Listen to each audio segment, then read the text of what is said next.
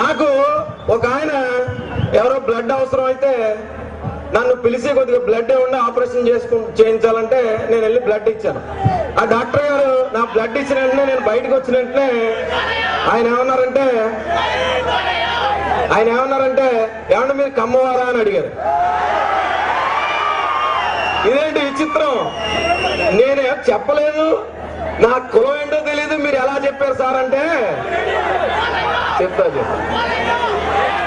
మీ blood లో రక్త కణాలన్నీ కూడా క్రమశిక్షణతో వెళ్తున్నాయండి. అలాంటి అద్భుతమైనటువంటి రక్తం ఉంది. దయచేసి రక్తం ఎవరికి పెడితే వాళ్ళకి ఇవ్వద్దు. నేను ఇంకో ఉదాహరణ చెప్తాను. ఎందుకంటే ఒక ఆయన పార్టీ పెట్టాలనుకుని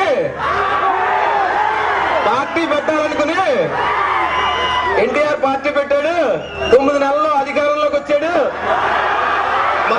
మనం కూడా పార్టీ పెట్టాలి అని ఒక 10 మందిని పిలిచాడటండి. పిలిస్తే నీ వల్ల కాదు, నువ్వు హిమాలయాలకు వెళ్ళి తపస్సు చేయమని చెప్పారట. అక్కడికి వెళ్ళి తపస్సు చేశాడు. తపస్సు చేస్తే దేవుడు ప్రత్యక్షమై ఏం చెప్పాడంటే, ఈయన వాదిస్తున్నాడు ఆయనతో. రామారావు గారు పార్టీ పెట్టారు, 9 నెలల అధికారంలో తీసుకొచ్చారు, మరి నేనెందుకు పెట్టకూడదు, నాకెందుకు అవకాశం అని అడిగాడంట. అడిగితే దేవుడు చెప్పాడు ఏమనంటే, ఆయన వెనకాల కమ్మ వాళ్ళు ఉన్నారయ్యా, నీకు ఒక ఆప్షన్ ఉంది, నువ్వేం చేస్తావంటే నీకు అవకాశం ఉంటే కమ్మ వాళ్ళందరినీ నీ పార్టీలో జాయిన్ చేసుకో అన్నారట. అంటే ఈయన ఏమనంటే వాళ్ళందరూ నా పార్టీలో రారండి అని చెప్పాడట. అయితే ఓ పని చేయి, నువ్వు ఏదో రకంగా కమ్మాల బ్లడ్ తీసుకుని నీ ఓళ్ళకి ఎక్కించుకో. దర్శనం లేదు. ఈయన కూడా ఈ పార్టీ పెడదాం అనుకున్న వ్యక్తి కూడా అక్కడ పోయాడు. ఏదో రకంగా నాకు ఆ కమ్మోలు బ్లడ్ కావాలని వెళ్తే భగవంతుడు ప్రత్యక్షమైతే ఈ జనాలందరినీ చూసి వీళ్ళందరికీ ఒకేసారి నిన్ను వరాలు ఇవ్వలేమని చెప్పి ఈ గుంటూరు ఇక్కడికి తీసుకొచ్చి వీళ్ళందరినీ ఒక గ్రౌండ్ లో కూర్చోండి, మీరు మీకు ఏం కావాలో ఇచ్చేస్తామని చెప్పి కూర్చోబెట్టాడు. కూర్చొని ఆయన అడిగాడు అనమాట. వచ్చేటప్పుడు బంగారం డబ్బు అంతా తెచ్చాడు. ఒక్కొక్కరిని లేపు అడుగుతుంటే నీకేం కావాలంటే అందరూ కూడా మాకు ఈ జన్మ చాలు, వచ్చే జన్మలో నన్ను కమ్మోడి కింద పుట్టించమని అడిగారు. మరి వెంకటేశ్వర స్వామి ఈజ్ నాట్ అన్ అడ్మినిస్ట్రేటర్, ఆయనకి సంబంధం లేదు.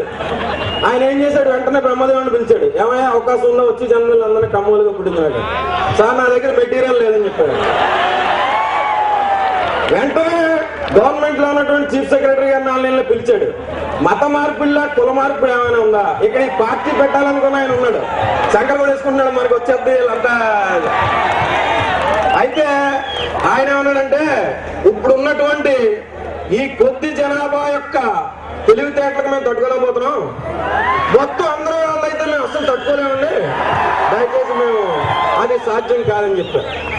అందుకనే ఆ వ్యక్తి ఆ రకంగా ఆలోచించి రకరకాల ప్రయత్నాలు చేసి విసిగి వేసారిపోయి చివరికి ఆయన ప్రయత్నాలు ఆయన చేసుకున్నాడు. అందువల్ల ఎవరు కూడా తొందరపడి బ్లడ్ ఇవ్వకండి. మన పిల్లలు మీరు అబ్జర్వ్ చేశారు లేదో, మన పిల్లలకి మనం బూస్ట్లు హార్లిక్స్లు ఏం అవసరం లేదు, పుడితే ఆటోమేటిక్ గా పెరిగిపోతా ఉంటారు. అది అలాంటి కమ్మ పిల్లలు మనం పుట్టాం. అందుకనే నేను ఏమంటానంటే, మేము కమ్మ వాళ్ళం, మేము గొప్ప వాళ్ళం, మేము కమ్మ వాళ్ళం, మేము ఎంతో గొప్ప వాళ్ళం, మేము పాలకులం, మేము పాలితులం, మేమంతా సైనికులం, విశ్వజన ప్రేమికులం, ప్రపంచ శాంతి కాముకులం, నడతలో మేమంతా నందమూరి వారసులం, నమ్రతలో వినమ్రతలో మేమంతా పరిటాలకు అనుచరులం, తరతరాల చరిత యుగ యుగాల భవిత. నేను ఏమంటానంటే, ఈ సృష్టికర్త అయిన బ్రహ్మదేవుడు కూడా కమ్మవాడే, లేకపోతే ఆయనకి అంత స్వార్థం ఉన్నదండి. నేను ఒక విషయం, సర్వేంద్రియానం నయనం ప్రధానం ఉన్నారు. నేనేమంటానంటే సర్వకులాయం కమ్మకులం ప్రధానం.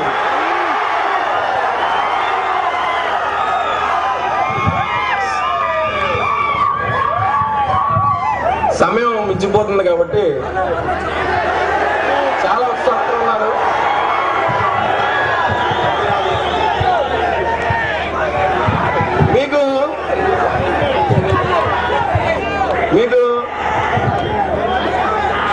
సుభాషితాలు ఏం చెప్తాయంటే భక్తి లేని పూజ, శీలం లేని మనిషి, వినయం